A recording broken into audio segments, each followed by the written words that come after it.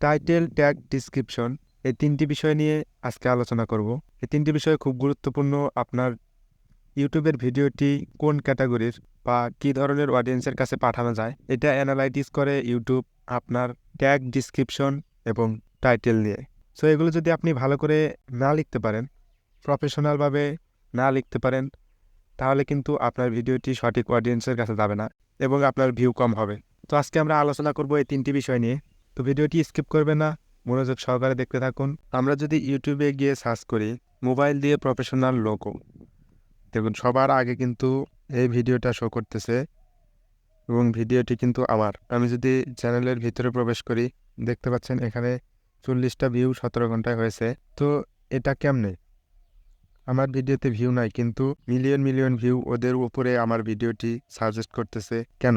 এটার কারণ একটাই, টাইটেল, ট্যাগ এবং ডিসক্রিপশন যদি আপনি সঠিকভাবে লিখতে পারেন, তাহলে আপনার ভিডিওটি সবার উপরে থাকবে, সেটাই ভিউ থাকুক অথবা না থাকুক। তো আমরা প্রথমে যে বিষয়টি নিয়ে আলোচনা করব সেটি হচ্ছে টাইটেল। দেখেন এখানে অনেকেই অনেকভাবে টাইটেল লিখে থাকে। তো আপনাকে টাইটেল লিখতে হবে আপনার ভিডিও অনুযায়ী এবং শর্টকাটে। দেখুন শর্টকাটে কেন বললাম, এখানে টাইটেল লেখার জন্য আমাদের 100 ক্যারেক্টারের ব্যবহার করার কথা বলেছে, কিন্তু আমরা এত বড় টাইটেল লিখবো কেন?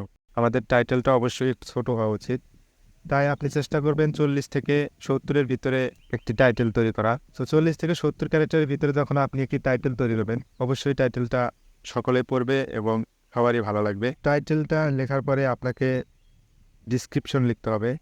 ডিসক্রিপশনের জন্য আপনি চলে যাবেন আপনার ইউটিউবে। তো ইউটিউবে এসে এখানে যদি আপনি সার্চ করেন আপনার ভিডিওটা কি রিলেটেড, আমার ভিডিওটা আমি মোবাইল দিয়ে প্রফেশনাল লোগো তৈরি করুন, এরকম একটা টাইটেল দিয়েছি। তো এটা আমি এখানে লিখবো। দেখেন এটা লেখার পরে আপনাদের নিচে সাজেস্ট করতেছে 3টা কিওয়ার্ড। তো এই 3টাকে আপনার কপি করতে হবে এবং ডিসক্রিপশনে অ্যাড করতে হবে। এটা অ্যাড করার ফলে আপনার কেউ যখন এটা লিখে সার্চ করবে, তখন দেখেন এখানে আরও অনেকগুলো আছে, এগুলো সবগুলোই দিয়ে দিবেন ডিসক্রিপশনে। এটা লিখে যখন সার্চ করবে তখন আপনার ভিডিওটা সবার উপরেই থাকবে এবং সার্চ লিস্টেও খুব সহজে আসবে। ট্যাগের বিষয়টা নিয়ে আলোচনা করি। ট্যাগটা লেখার নিয়ম হচ্ছে, এখান থেকে আপনি এভাবে নিতে পারেন, যেমন আমি লিখেছিলাম মোবাইল দিয়ে প্রফেশনাল, এগুলাও অনেক ভালো ট্যাগ।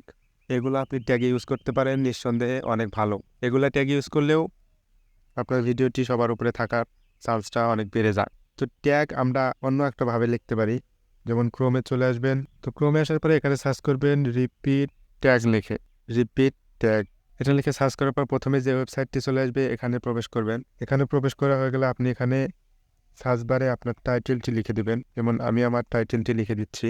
তো টাইটেলটি লেখা হয়ে গেলে দেখেন এখানে অনেকগুলো কিওয়ার্ড আমাদের দিয়ে দিয়েছে, যেগুলো আমরা ট্যাগ হিসেবে ব্যবহার করতে পারি। এখান থেকে কপি করে অথবা এখান থেকে দেখে দেখে আপনি লিখে আপনার ট্যাগ ইউজ করতে পারেন। এটা যখন আপনার ট্যাগ ইউজ করবেন, দেখবেন সবার আগে আপনার ভিডিওটি আসবে সার্চ করা মাত্রই।